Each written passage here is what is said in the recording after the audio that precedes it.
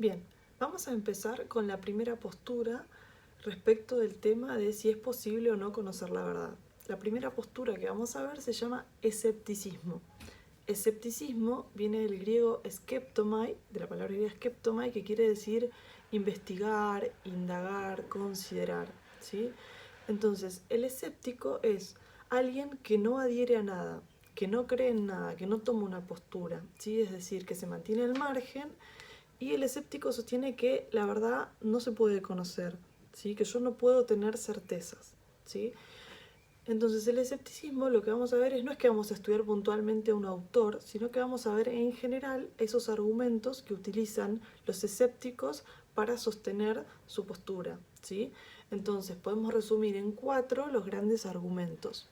El primero, ellos lo llaman, podríamos llamarlo, mejor dicho, el engaño de los sentidos. ¿Qué dicen los escépticos? Bueno, que los sentidos nos engañan muchas veces, que no podemos confiar en ellos y que nos muestran cosas que no son y nos confunden. Entonces, que si los sentidos me engañan, yo entonces no puedo conocer la verdad, no puedo tener certezas. Vamos a poner un ejemplo, ¿sí? Esto seguramente lo habrán hecho cuando estaban, no sé, en 4º grado. Si yo veo así, veo que, no sé si se ve bien con la cámara, pero veo que la lapicera parece quebrada, ¿sí? Entonces, ¿qué es lo que diría un escéptico? Bueno, ¿ves?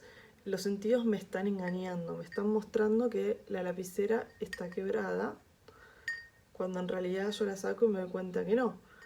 Pero me están mostrando eso, ¿sí? Entonces me engañan, entonces no puedo confiar, entonces no puedo conocer la verdad. Segundo argumento, el error de la inteligencia. Bueno, ¿qué dirían? Que todos tenemos la experiencia de habernos equivocado, ¿sí? De que generalmente cuando pensamos algo y sostenemos una idea, pensamos que esa idea es verdadera y después nos damos cuenta que no. Entonces, si mi inteligencia se equivoca, entonces eso quiere decir que la verdad no se puede conocer. Tercer argumento, las contradicciones de los filósofos. ¿Qué dicen los escépticos en esto? Bueno, los filósofos, que supuestamente son los que se dedican a estudiar el conocimiento, que supuestamente se dedican a investigar la sabiduría, que son los más capacitados para ese tema, entre ellos no se ponen de acuerdo porque tienen muchas diferencias de pensamiento, se contradicen. Entonces, si los filósofos que se dedican a estudiar el conocimiento se contradicen, entonces la verdad no se puede conocer. Cuarto argumento, imposibilidad de toda demostración. ¿Qué es demostrar algo? Cuando yo demuestro algo es tener que explicar algo que no es obvio, algo que no es evidente, ¿sí? Lo que es obvio, lo que es evidente no necesita ser explicado. Cuando demuestro algo, necesito demostrarlo es porque no es obvio. ¿Qué dicen los escépticos? Cuando yo demuestro una cosa, me remito a otra, ¿sí? Entonces, para explicar esto, me remito a esto, y esto a esto, y esto a esto, y esto a esto, y esto a esto, y así. Entonces, ¿qué es lo que dicen? Caigo en una infinidad de argumentos. Nunca llego a un punto cero del cual partir, entonces nunca puedo llegar a conocer la verdad, porque siempre para demostrar una cosa me tengo que remitir a otra. En conclusión, que dirían los escépticos, no se puede conocer la verdad, tenemos que conformarnos con una cierta probabilidad.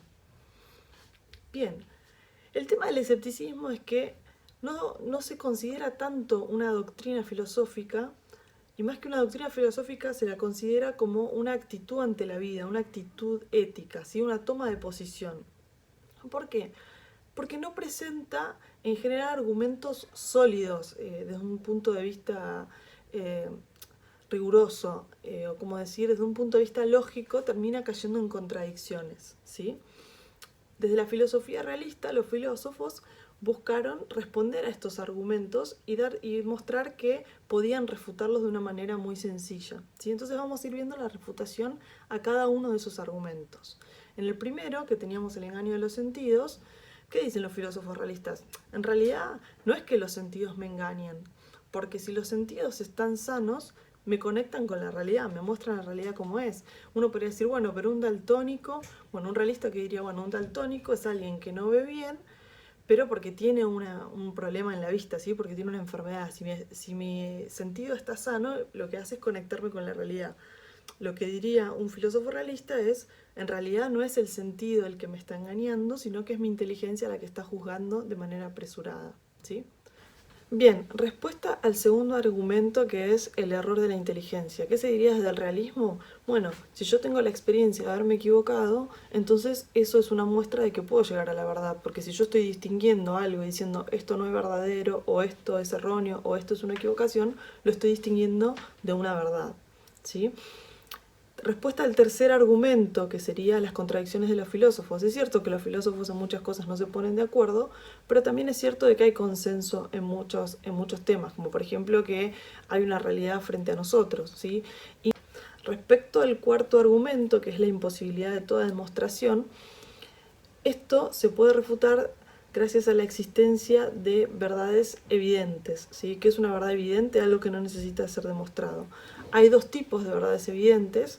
Por un lado tenemos los axiomas o primeros principios, ¿sí? Que son aquellas verdades que son de evidencia con solo enunciarlas, ¿sí? Como por ejemplo el principio de no contradicción. El principio de no contradicción sostiene que algo no puede ser y no ser al mismo tiempo, ¿sí? Es algo evidente que no necesita ser demostrado. Estos principios después más adelante los vamos a estudiar y vamos a profundizar. Ahora simplemente estoy poniendo este como ejemplo para que entendamos este argumento que responden los realistas a los escépticos, ¿sí? Entonces decíamos, hay dos tipos de verdades inmediatas, evidentes. Unas son los primeros principios y las otras las que se llaman verdades de experiencia inmediata, es decir, cuando yo hay cosas que las capto en la realidad y que no necesito demostrarlas, que con simplemente verlas sé que son así. Como por ejemplo, eso que está atrás, yo digo, bueno, es un cuadro, no necesito demostrar que es un cuadro, ¿sí? Como por ejemplo digo, esto es una jarra, no necesito hacer una demostración científica de que es una jarra, lo veo y lo capto, ¿sí? Entonces, la contradicción principal en la que se cae en el escepticismo desde un punto de vista lógico es en la afirmación que hacen al decir que es imposible conocer la verdad, ¿sí? O que no hay verdad. ¿Por qué? Porque si yo lo analizo de una manera lógica me doy cuenta que al afirmar es imposible conocer la verdad, estoy afirmando una verdad. Es como si dijese de otra manera, la única verdad que existe es que la verdad no existe, ¿sí? Entonces, desde un punto de vista lógico, argumentativo, se termina anulando a sí mismo el escepticismo, ¿sí? Se contradice, cae en una contradicción. Por eso decíamos que termina siendo más bien una postura ante la vida que una doctrina filosófica, porque muchos escépticos simplemente adhieren a esa postura desde una no porque les interese sostenerlo de manera racional y de querer demostrarlo científicamente y decir esto es así porque tiene esta explicación, sino porque terminan tomando esa postura por distintos motivos para no adherir a nada y tomar la posición de que nada es verdadero.